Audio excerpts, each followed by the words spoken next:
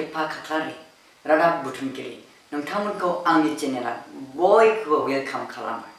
बे समाव आथिखालाव सोलिबाय थानाय दुंहाव थासारिखौ लानानै फैबाय थानाय जानो गोनां बिसायख'थियाव देरहासार जानानै सोर सरकार दागोन आरो सोर बे बिटिआरखौ दैदेनगोन बेखौ आङो जोंनि मानगोनां बुदां माहाजोननिफ्राय गलांनाय एक्स दाहाना मिस्टार जांलाब सारनिसिम आं बे बाथ्राखौ सोंनो थाखाय फैदों।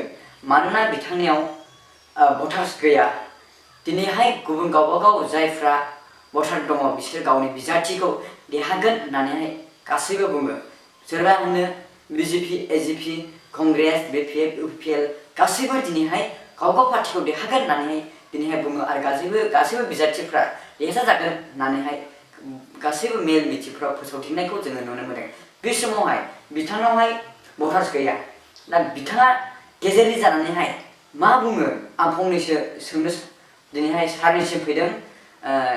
जोंनि जांलाब सारा एक्स दाहाना बिथाङा मा बुङो आं सोंनानै लानि। आसा सार जांलाब नोंथांनिसो आं फंनैसो बाथ्रा सोंनो दिनै आं फैदों। आसा नोंथाङाव दिनैहाय भटार्स गैया।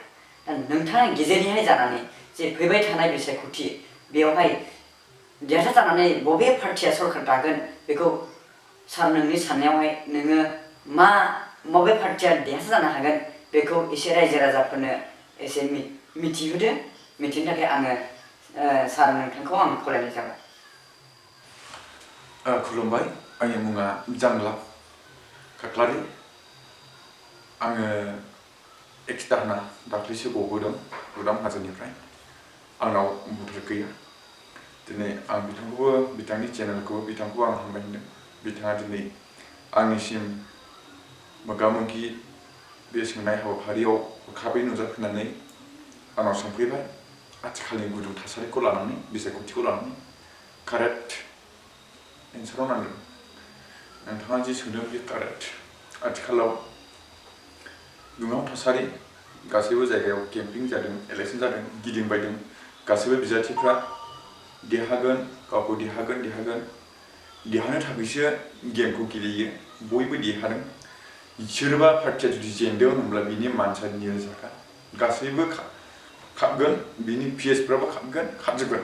बेखायनो गासैबो बिजाथिफ्रा देरहागोननो। दा बे देरहागोन सार्थखौ लानानै दिनै गोबां बिनि माखासे सापर्टारफ्रा जोंनि पार्टियाव थांगोन गासैबो होख्रावो रंजायो। दा नैबे बिथाङा जांलाबनायाव भटार गैया। बिथाङा गेजेरनि मानसि। दा सोर पार्टियाव थांगोन सोर थाङा बेखौ आङो एसे सिग्रोमना होयो। मानो होनब्ला आङो उन्दैनिफ्रायनो मोसौ बोरमा गुमबोना देरबोनाय मानसि। जोंनाव एसे साइक'लजि दं। जों बिजिरनो हायो। जोङो उन्दैनिफ्रायनो मोसौ गुमबोनानै बबे मोसौआ मोजां गांसो जायो, बबे मोसौआ देरो, बबे मोसौआ गाइखेर ओंखारो, बबे मोसौआ सोलिला, बबे मोसौआ हालौ जायो, बबे मोसौआ थैनोसै जों सिनायो। दा जोंनाव बे आइडिया दङ। बेखायनो बेखौ लानानैहाय बिजिरनानैहाय जोङो बेखौ जों सानबोयो हिसाबै जोङो बै समाव सोलिबोनाय हिसाबै दानि आथिखालनि दोहौखौबो नायनानै जों एसे बिजिरदों, एसे सानदों, बुंनो हायो। जुगा सोलायबाय। बबेखौ नांगौ बबेखौ नाङा जोङो गावबागाव सिग्रोमनो हानाय जाबाय। बबे गोजाम बबे गोदान जों गावबागावनो बुजिनो हानाय जाबाय। दा गोबां पार्टियानो जा मानो, गोबां बुङा मानो, दिनैहाय सोलियोब्ला बे सोलिला, हालाव उरायले, खामानियाव होले, बे मोसौफोरखौ बोरमाफोरखौ जोङो फानो, गोदान बायनानै खामानि होनाय बायदि जोङो बाहायो। बेबायदिनो माने जोङो बयबो सोलिगासिनो। हेबलि आङो सानदों।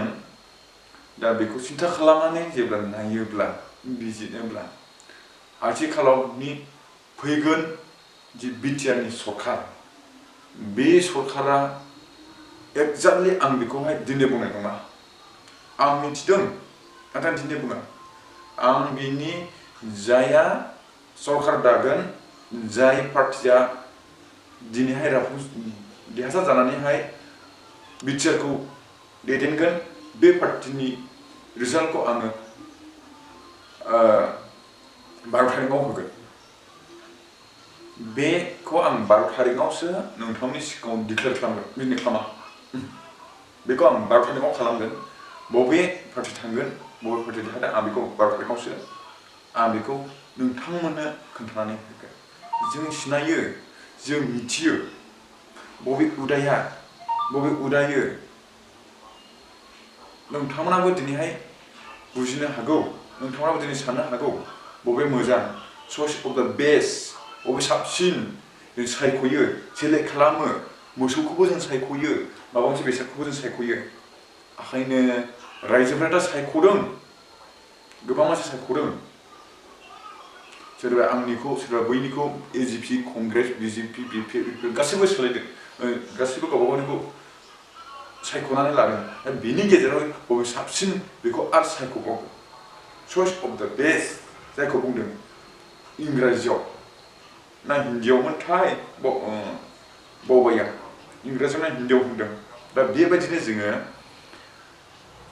आङो गेजेरनि जानानै दिनै आं बुंनो हायो जाहैबाय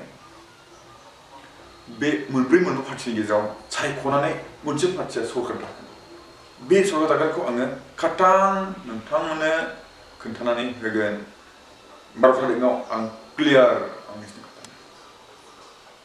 12 तारिख सफैनाय लोगो नोंथांमोना आंनि खुगानिफ्राय मिथिगोन सरकारा सोर दागोन आरो सोर बिटिआरखौ दैदेनगोन मिथिगोन दा नों गोबां मानसिनाव सोंनो हागौ बेनाव सोंगोन बेबो बुंगोन जोंनि पार्टि देरहायो बैबो सोंगोन जोंनि पार्टि देरहायो बैबो सोंगोन जोंनि पार्टि देरहागोन नाथाय कारेक्ट एन्सारखौ जोंनि देरहागोन होननानै बयबो बुंगोन नाथाय सोर देरहागोन रावबो बुंनाय नङा नाथाय आं बुंनो हागौ नाथाय बेखौ आं दिनै होआ 12 तारिखआव आं बेखिनिखौ पाब्लिकफोरनि सिगाङाव फोरमायनानै आसा मिजिं आरो बुंफोरथिनानै आंनि मोगा-मोगि बादायनाय हाबाफारिखौ फारियाव पाब्लिकफोरनो बुंनानै बेखिनियाव दोनथ'नाय जाबाय गोजोन्थों खुलुमबाय सारनिसिम साबायखर थाबाय सार जांला साबायखर थाबाय साबायखर नोंथाङा गोबां जोंनि गेजेराव माखासे खेंफोरथि होबाय बिथाङा माबायदि सोर पार्टिया देरहागोन आरो माब्ला बियो बिनि देरहानायनि रिजाल्टखौ होगोन बिथाङा जोंनि गेजेराव